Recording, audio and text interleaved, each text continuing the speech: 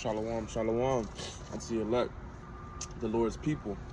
Lord, when this lesson is edifying, straight to the point, giving all honor and glory and praise to Yahweh, Ba'ashim, Yahushua, Ba'ashim, Kakadash, double honor to the Prophet of GMS.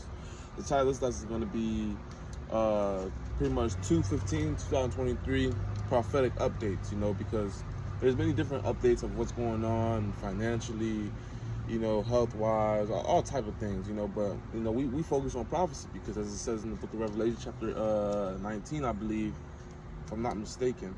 Here, let me go ahead and get it. The spirit of Yahushua is the spirit of prophecy, so the things that are going on are the things that we want to be going on. We want them to happen even faster. Revelation chapter 19, verse 10, and I fell at his feet to worship him. He said unto me, see thou do it not, I am thy fellow servant of thy brethren that have the testimony of Yahushua. Worship the Most High, for the testimony of Yahushua is the spirit of prophecy, so we want these things to come to pass, because, everybody's going to have to go through their trials and their tribulations, but that's all going to be for a testimony for everyone in the kingdom. No one's going to be testimony-less in the kingdom. Everyone's going to have a story to tell. No one's going to be like, through Babylon, I just walked through petals of roses and cookies and cream, and I got beamed up, The Lord deals with underdogs, and he likes his underdogs to, overcome perseverance, persevere, weather the storm. But I wanted to open up with the book of Isaiah chapter 62, verse 6. I have set watchmen upon thy walls, O Jerusalem, the people, the Israelites, which shall never hold their peace, day nor night. Ye that make mention of the Lord, keep not silent, so day and night, man, whether it be daytime, whether it be nighttime, whether it be the weekend, whether it be a weekday, whether it be a holiday, whether it be not a holiday, brothers out there prophesying, you got notifications, my notifications been bumping lately, brothers are just always doing the work, man, or brothers are always joining the conversation, because that's really what this is. This is really just a big conversation, because we all speak the same language. This conversation really isn't, we're not talking to people of the world. We are, we're giving the word, we prophesying, we warning the people, but they're not getting it, so we gotta talk to the brothers, but it's like we all in this big ass conference room, and we all get the opportunity to, speak to each other and put our 2 cents in, through the spirit, Of course, we do it through the internet, and it's really effective, because it could reach the 4 corners of the earth, rather than us being in the physical room, and we just close ourselves off from the world, and we just do the, we just speak. But that's going to come. And Jacob's trouble, the Lord might have it set up where a couple of brothers, that has the spirit, are linked up together, and they're just shut off from the world, because our tongue is going to be cleaved to the roof of our mouth. But upon update, it's going to be a quick lesson, by the way. It's just really a reiteration, it's just so brothers can know what the hell's going on, because the Lord says, to be sober, man, keep watch, man, know what the hell's going on, because he going to come like a thief in the night. And that's going to be for the people of the world, because they never paying attention to prophetic updates, man, So as far as, let me read this before I bring these updates out. Matthew chapter 24, starting at verse 3. This is really just the build up. The point is in verse 7. And as he sat upon the mountain of Olives, the disciples came unto him privately, saying, tell us, when shall these things be? When shall be the sign of the coming and the end of the world? So the prophets, the men of the Lord always wanted to know pretty much when the end of the world is coming. And, pretty much when Yahushua is coming, when we're going to get delivered out of this place, because that's the spirit. We're not comfortable here, and nor do we want to be here. Verse 4, and Yahushua answered and said unto them, take heed that no man deceive you. So be vigilant, man. Don't be what does it say? Salakia, bear with me. Be not ignorant of Satan's devices, man. For many shall come in my name, saying, I am Hamashiach, and shall deceive many. And you already see they playing with the skies a lot right now. They playing with CGI a lot. Meta's taking off. Brothers been talking about Project Bluebeam and things of those sort, but it's gonna be all type of mess going on. We got to be vigilant, because it says, if it be, shortly paraphrasing, it'll deceive. Salaki, I'm not even gonna paraphrase it, but in long story short, the elect won't be deceived, man. Yahushua is gonna keep them and have a spirit upon them that isn't gullible. Ye shall hear of wars and rumors of wars. See that ye be not troubled, for all these things must come to pass, but the end is not yet. For nation shall rise against nation, kingdom against kingdom. There shall be famines, pestilences, earthquakes in diverse places.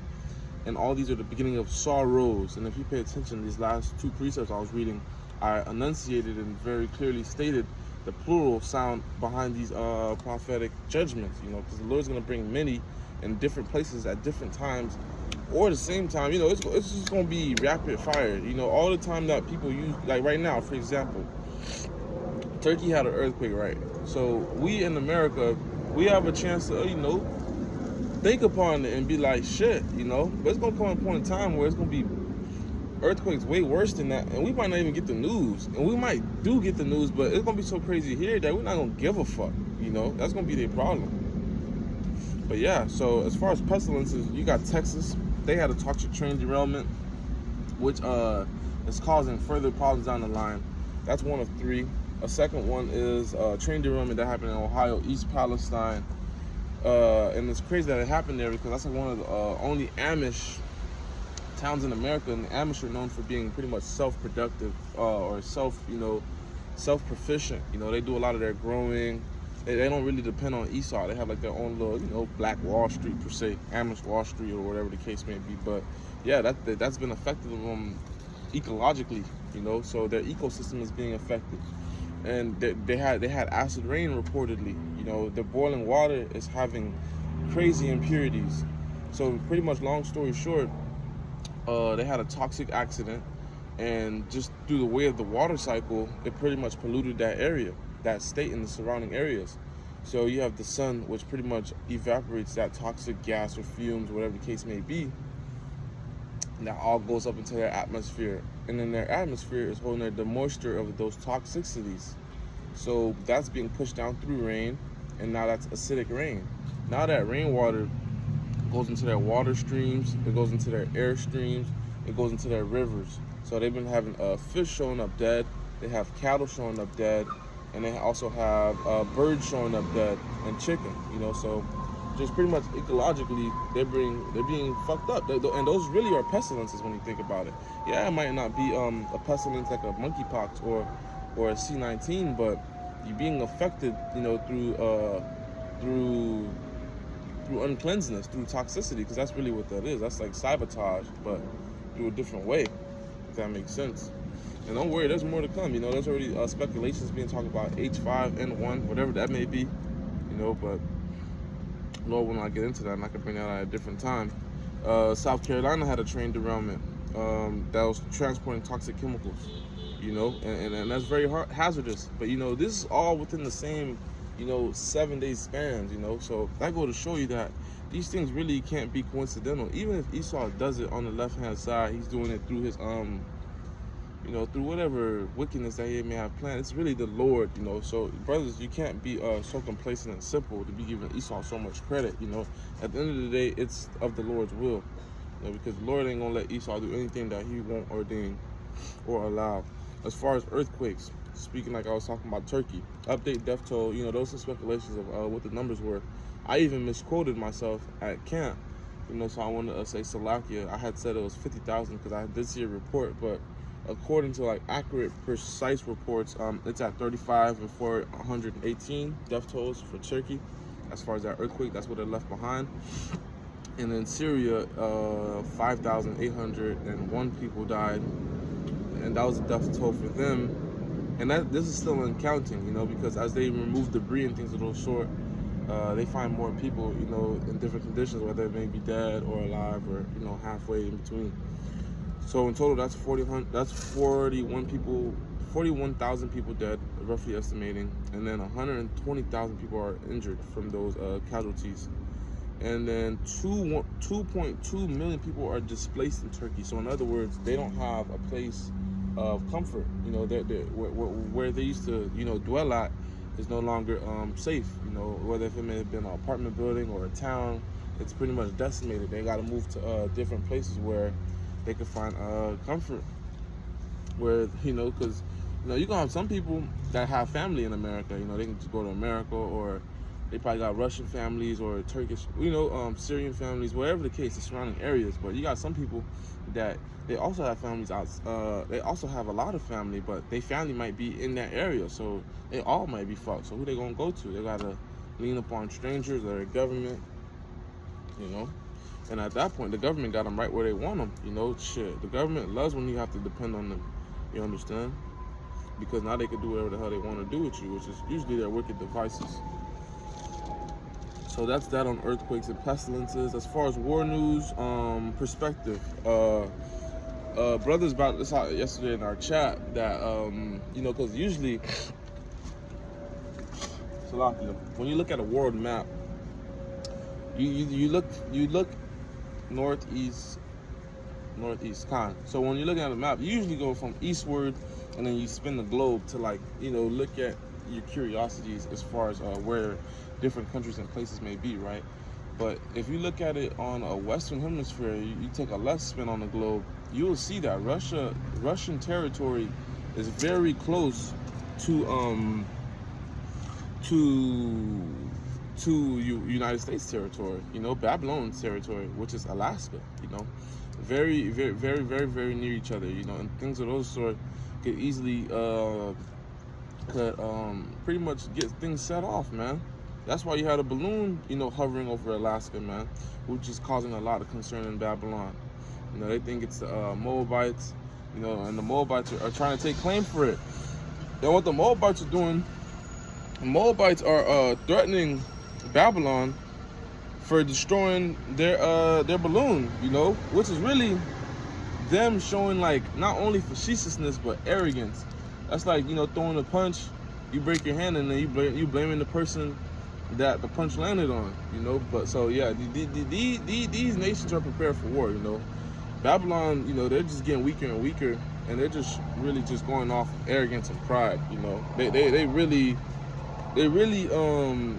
just all talk right now. Babylon ain't showing no force. Babylon's just going off of what it's had in the past, which is pretty much never being invaded, never being penetrated, and that's why the Lord calls it the virgin daughter of Babylon, you know.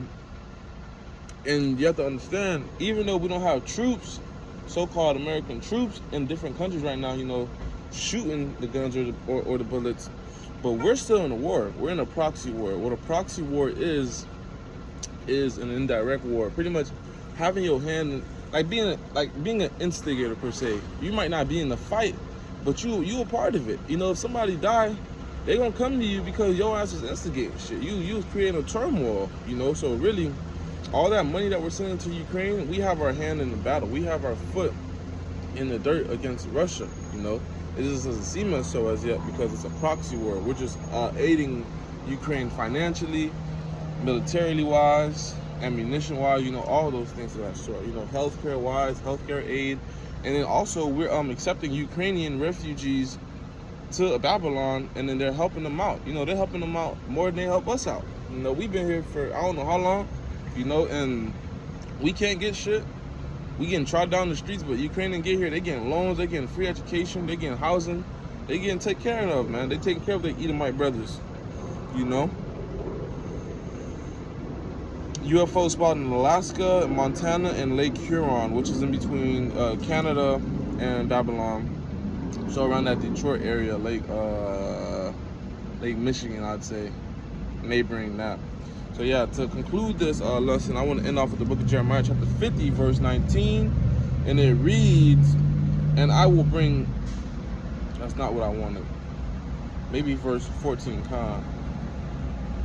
put yourselves in array against Babylon round about, all ye that bend the bow. Shoot at her, spare no arrows, for she hath sinned against the Lord. You know, so even though these 17 other nations may not be of Israel, you know, they gonna do what the fuck the Lord said. You know, they're gonna follow the Lord's command. They're gonna follow this commandment of the Lord. You know, the Lord said round about her and shoot all the arrows that you have in your silos. That's what they're gonna have to do, man. Because the Lord, man's going to love the Lord. And then my last precept, Jeremiah chapter 51, verse 2, Salaki for the noise in the background. And I will send unto Babylon fanners that shall fan her and shall empty her land, for in the day of trouble they shall round her about.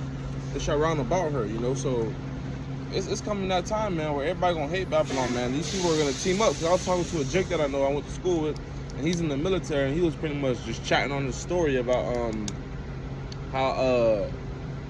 how these other countries are training for no reason. He used like a Moabite training video. He was like, all this training for no reason when we're just gonna blow you down. Well, Jake, you know, yeah, you training, But they training too, you know.